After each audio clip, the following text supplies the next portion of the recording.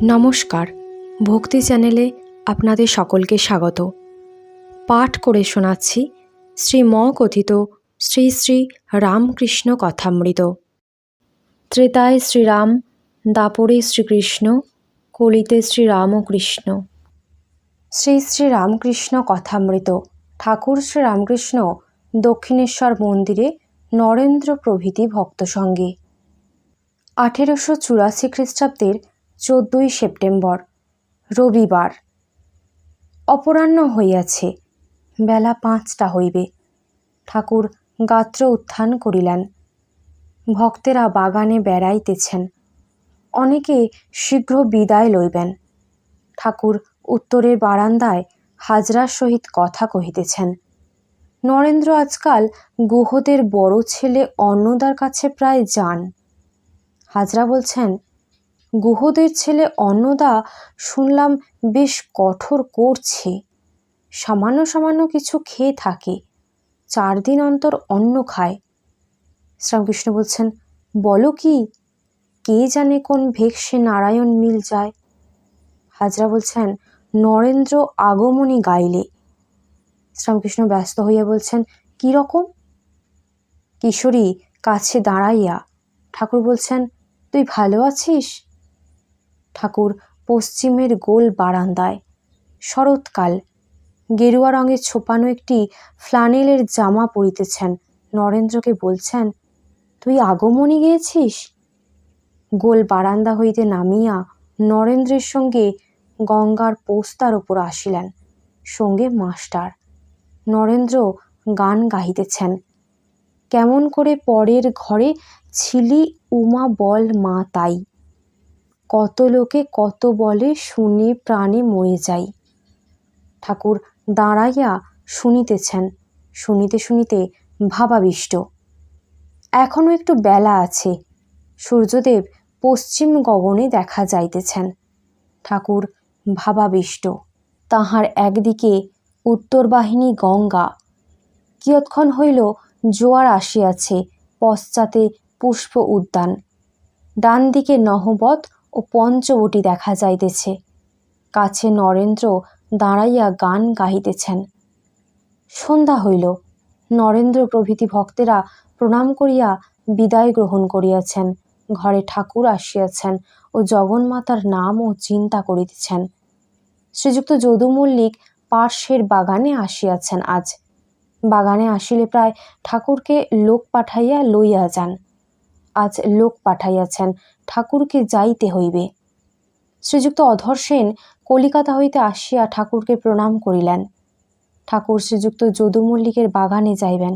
লাটুকে বলিতেছেন, লণ্ঠনটা জাল, একবার চল। ঠাকুর লাটুর সঙ্গে একাকী যাইতেছেন, মাস্টার সঙ্গে আছেন। শ্রীরামকৃষ্ণ মাস্টারের প্রতি বলছেন, তুমি নারায়ণকে আনলে না কেন? মাস্টার বলছেন, আমি কি সঙ্গে যাব? শ্রীরামকৃষ্ণ বলছেন, যাবে? অধর টধর সব রয়েছে, আচ্ছা এসো। মুখুজ্জেরা পথে দাঁড়াইয়াছিলেন। ঠাকুর মাস্টারকে বলিতেছেন, ওরা কেউ যাবেন? মুখুজ্জের প্রতি বলছেন, আচ্ছা বেশ চলো, তাহলে শীঘ্র উঠে আসতে পারবো। ঠাকুর যদু মল্লিকের বৈঠকখানায় আসিয়াছেন, সুসজ্জিত বৈঠকখানা। ঘর বারান্দায় দেয়ালগিরি জ্বলিতেছে। শ্রীযুক্ত যদুলাল ছোট ছোট ছেলেদের লইয়া আনন্দে 2-1টি বন্ধু সঙ্গে বসিয়া আছেন। খানসামরা কেহ অপেক্ষা করিতেছে, কেহ হাত পাখা লইয়া পাখা করিতেছে। যদু হাসিতে হাসিতে বসিয়া ঠাকুরকে সম্ভাষণ করিলেন। অনেক দিনের পরিচিতের ন্যায় ব্যবহার করিতে লাগিলেন। যদু গৌরাঙ্গ ভক্ত। তিনি স্টার থিয়েটারে চৈতন্যলীলা দেখিয়া আসিয়াছেন, ঠাকুরের কাছে গল্প করিতেছেন। বলিলেন, চৈতন্যলীলা নূতন অভিনয় হইতেছে, বড় চমৎকার হইয়াছে। ঠাকুর আনন্দের সহিত চৈতন্যলীলা কথা শুনিতেছেন।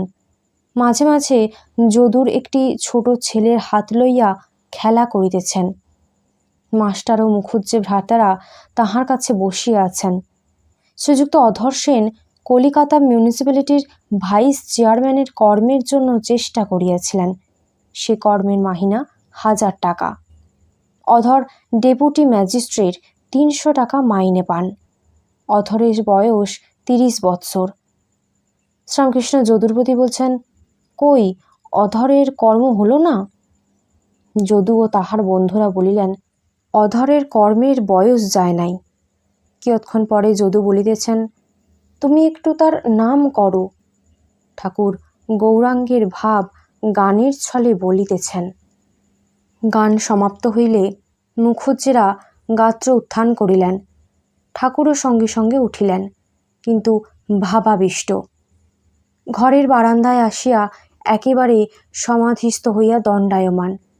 বারান্দায় অনেকগুলি আলো জ্বলিতেছে। বাগানে দারোয়ান ভক্ত লোক। ঠাকুরকে মাঝে মাঝে নিমন্ত্রণ করিয়া সেবা করান। ঠাকুর সমাধিস্থ হইয়া দাঁড়াইয়া আছেন। দারোয়ানটি আসিয়া ঠাকুরকে পাখার হাওয়া করিতেছেন, বড় হাত পাখা। বাগানের সরকার শ্রীযুক্ত রতন আসিয়া প্রণাম করিলেন। ঠাকুর প্রকৃতিস্থ হইয়াছেন। নারায়ণ নারায়ণ এই উচ্চারণ করিয়া তাহাদের সম্ভাষণ করিলেন। ঠাকুর ভক্তদের সঙ্গে ঠাকুরবাড়ির সদর ফটকের কাছে আসিয়াছেন। ইতিমধ্যে মুখুজ্জেরা ফটকের কাছে অপেক্ষা করিতেছেন। অধর ঠাকুরকে খুঁজিতেছিলেন।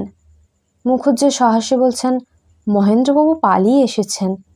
শ্রীরামকৃষ্ণ সহাস্যে মুখুজ্জের প্রতি বলছেন, এর সঙ্গে তোমরা সর্বদা দেখা করো আর কথাবার্তা কইও। প্রিয় মুখুজ্জে সহাস্যে বলছেন, ইনি এখন আমাদের মাস্টারি করছেন। শ্রীরামকৃষ্ণ বলছেন, গাঁজাখোরের স্বভাব, গাঁজাখোর দেখলে আনন্দ হয়। আমির এলে কথা কয় না, কিন্তু যদি একজন লক্ষ্মী ছাড়া গাঁজাখোর আসে তবে হয়তো কোলাকুলি করবে। এই কথা শুনে সকলে হাসছেন। ঠাকুর উদ্যান পথ দিয়া পশ্চিমাস্য হইয়া নিজের ঘরের অভিমুখে আসিতেছেন। পথে বলিতেছেন, যদু খুব হিঁদু, ভাগবত থেকে অনেক কথা বলে। মণি কালী মন্দিরে আসিয়া প্রণামাদি করিয়া চরণামৃত পান করিতেছেন। ঠাকুর আসিয়া উপস্থিত, মাকে দর্শন করিবেন। রাত প্রায় 9টা হইল। মুখুজ্জেরা প্রণাম করিয়া বিদায় গ্রহণ করিলেন। অধর ও মাস্টার মেঝেতে বসিয়া আছেন। ঠাকুর অধরের সহিত শ্রীযুক্ত রাখালের কথা কহিতেছেন। রাখাল বৃন্দাবনে আছেন বলরামের সঙ্গে। পত্রে সংবাদ আসিয়াছিল তাহার অসুখ হইয়াছে। 2-3 দিন হইল ঠাকুর রাখালের অসুখ শুনিয়া এত চিন্তিত হইয়াছিলেন যে মধ্যাহ্নে সেবার সময় কি হবে বলিয়া হাজরার কাছে বালকের ন্যায় কেঁদেছিলেন। অধর রাখালকে রেজিস্টারি করিয়া চিঠি লিখিয়াছিলেন, কিন্তু এ পর্যন্ত চিঠির প্রাপ্তি স্বীকার পান নাই। শ্রীরামকৃষ্ণ বলছেন, নারায়ণ চিঠি পেলে আর তুমি চিঠির জবাব পেলে না? অধর বলছেন, আগে এখনো পাই নাই। শ্রীরামকৃষ্ণ বলছেন, আর মাস্টারকে লিখেছে। ঠাকুরের চৈতন্যলীলা দেখিতে যাইবার কথা হইতেছে। শ্রীরামকৃষ্ণ হাসিতে হাসিতে ভক্তদের প্রতি বলছেন, যদু বলছিল 1 টাকার জায়গা হতে বেশ দেখা যায় সস্তা। একবার আমাদের পেনেটি নিয়ে যাবার কথা হয়েছিল। যদু আমাদের চলতি নৌকায় চড়তে বলেছিল। ঠাকুর বলছেন, আগে ঈশ্বরের কথা একটু একটু শুনতো, একটি ভক্ত ওর কাছে যাতায়াত করত। এখন আর তাকে দেখতে পাই না। কতগুলো মো সাহেব ওর কাছে সর্বদা থাকে, তারাই আরও গোল করছে। ঠাকুর বলছেন, ভারী হিসেবি, যেতে মাত্রই বলে কত ভাড়া। আমি বলি, তোমার আর শুনে কাজ নেই, তুমি 2.5 টাকা দিও। তাইতে চুপ করে থাকে আর 2.5 টাকা দেয়। ঠাকুরবাড়ির দক্ষিণ প্রান্তে পায়খানা প্রস্তুত হইয়াছে, তাই লইয়া যদু মল্লিকের সহিত বিবাদ চলিতেছে। পায়খানার পাশে যদুর বাগান। বাগানের মুহুরী শ্রীযুক্ত ভোলানাথ বিচারপতির কাছে এজাহার দিয়েছেন। এজাহার দেওয়ার পর হইতে তাহার বড় ভয় হইয়াছে।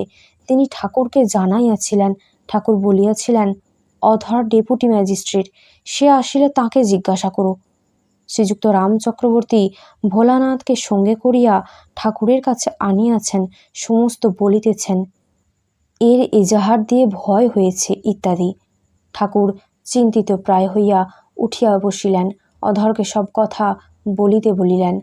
অধর সমস্ত শুনিয়া বলিতেছেন, ও কিছুই না, একটু কষ্ট হবে।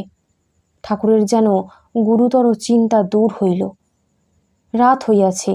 অধর বিদায় গ্রহণ করিবেন, প্রণাম করিলেন। শ্রীরামকৃষ্ণ মাস্টারের প্রতি বলছেন, নারায়ণকে এনো,